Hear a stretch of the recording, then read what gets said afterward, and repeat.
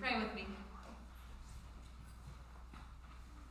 May the words of my mouth and the meditations of all our hearts be acceptable to you, O God, our rock and our Redeemer. Amen. This Advent, as we light our candles, sing our carols, and prepare for the coming of the Christ child, we are asking the question, how does a weary world rejoice? Because it is the season of rejoicing and holiday cheer. All is merry and bright, except that all is not. And our world is so very weary. Last week we practiced acknowledging our weariness. We met Zechariah, who met the angel Gabriel in the temple and lost his ability to speak. And we admitted to the ways that our fear and our weariness can silence us. When we don't know what to say, we say nothing, and so the world becomes a little more weary. Yet we confess that when we acknowledge our weariness, when we say out loud that we're not okay, we break its hold on us. It loses some of its power, and a weary world can begin to rejoice. This morning, Gabriel is back, and this time he appears to Mary, an unmarried teenage girl, and tells her that she too will have a baby who will be called the Son of God. Now, unlike for Zechariah and Elizabeth, this is not necessarily good news for Mary. She's engaged to a man. Luke tells us his name is Joseph. And one can only assume that when her fiancé finds out she's pregnant and he's not the father, things are not going to go so well for Mary. So she runs away from home. Mary and Elizabeth are both weary, alone with their news. The angel Gabriel brings good tidings of great joy for all people, but good news doesn't sound so good in isolation. Dennis checked in with me on Thursday when he got the bulletin. Did I really mean to start the reading at verse 24, still in the middle of Elizabeth and Zechariah's story? I don't blame him for checking. Do y'all remember last week? But no. This week, we really do need to start with Elizabeth's story, where after she realizes that she has conceived, Luke tells us that she spends 5 months alone in seclusion. Zechariah can't speak. Elizabeth is alone. Mary is alone, but the teenage girl runs off to stay with the old matriarch in the hill country. And the whole story changes. A weary world begins to rejoice. Pastor Andrew Clark Whaley in Jefferson City, Tennessee, points to this encounter between Mary and Elizabeth as a glimpse of the beloved community, of people coming together across differences. In this case, the difference is age. Elizabeth and Mary are separated by at least a generation. Too old and too young, they are an unlikely couple, and both are unexplainably pregnant. But when they come together, their fear turns to joy. And something interesting happens. They do not fall into expected generational patterns. The elder doesn't admonish the younger. The younger does not seek to change or challenge the older. Elizabeth offers no parenting advice. Mary does not look around Elizabeth's kitchen and say, "Should you really be eating this stuff in your 3rd trimester?" No. Instead, Mary Mary runs to Elizabeth. Elizabeth throws open the door, and they bless one another. They bless one another. Did you notice that?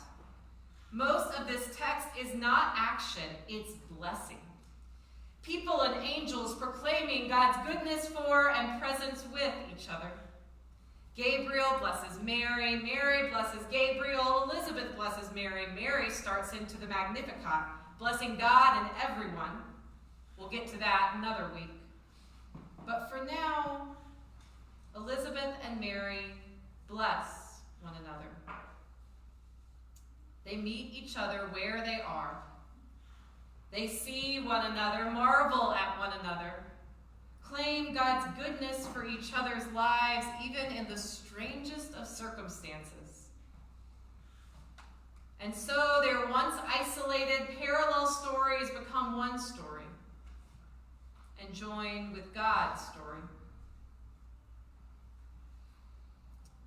Here in Taos, we know a thing or two about parallel stories, don't we? On paper, we are a multicultural community, but we who live here know that much of life here is spent in silos, racial, cultural silos, white people, Hispanic people, people from the Pueblo. We're all here, but we become like ships passing in the night sometimes. We inhabit the same space, but we often fail to really see one another. Like Mary and Elizabeth at the beginning of the story, we hear our own good news or not so good news. And we keep it to ourselves because we don't really know what to say to one another. And it's not just Taos, right? No, we, humanity, are a people deeply divided as a nation, as a world. We don't really know how to be in the presence of people who think differently, speak differently, act differently, love differently, worship differently than we do.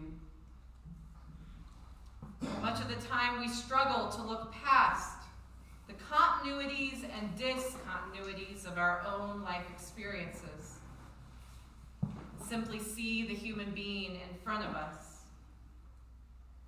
We don't know how to bless one another. I'll admit that I struggle with this sometimes. This whole may you be blessed and oh, may you be a blessing thing. Especially when it's across a line of what seem to be irreconcilable differences.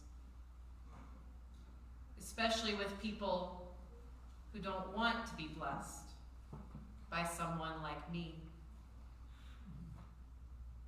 You've met these people, haven't you? The ones who deny your humanity. The ones who say you are wrong and you are less because of it. You are less because you are black, brown, old, young, gay, Muslim, Jewish, disabled, Republican, Democrat, pro-Israel, pro-Palestine, on and on the list goes. In fact, sometimes they say, you are not worthy of the very air you breathe. I don't know what to do with a person like that. I don't know how to bless a person like that. But I do know this. Bless them we must. Pray for them. Call on God's goodness, God's transforming power to act in their lives. For if I deny the humanity of someone who denies humanity to me, what have I become? What business have I lighting a candle for peace if I'm turning my back on my neighbor? What business have we blessing God if we cannot stop and bless one another. So how does a weary world rejoice? We seek out one another. We throw open the door for one another. Family and friends, yes, neighbors, even strangers, even enemies. We practice blessing one another, every person we meet, seeking out and naming God's goodness in one another exactly as we are, exactly who we are. Not in spite of, but because of our differences. We do this in faith, and we trust that we will find joy in that connection. We do this trusting that it is a joy that can persist even in our deepest weariness. And we do this because we believe in and worship and serve a God who brings joy into a weary world and who uses even our smallest actions to bring about God's kingdom. We do this because we believe, despite all the odds, that the world will know peace. Thanks be to God. Amen.